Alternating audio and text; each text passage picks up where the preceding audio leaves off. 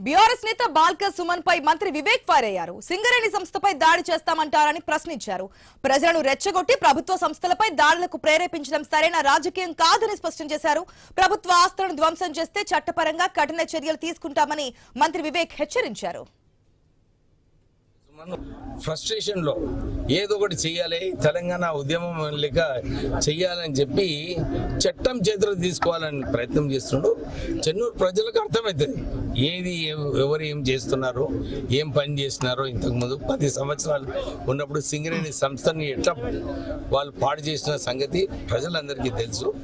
అందు గురించి వారు ఏదైతే చట్టం ఉందో 10 సంవత్సరాలు చట్టం ప్రకారంగానే నడిపించింది కదా వాళ్ళు కూడా. అప్పుడు ఎవరు వారికి వ్యతిరేకంగా ఏం చేయలేదు. వారు కూడా చట్టం ఫాలో చేస్తే బాగుంటుంది.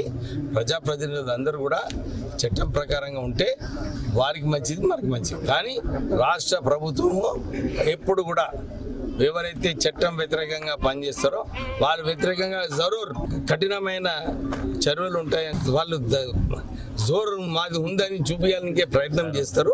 కానీ ఆ జోరు నడవదు. కేసులు 100 కేసులు అన్నాడు. అప్పుడు 2014 ఎలక్షన్లో 100 కేసులు అన్నాడు.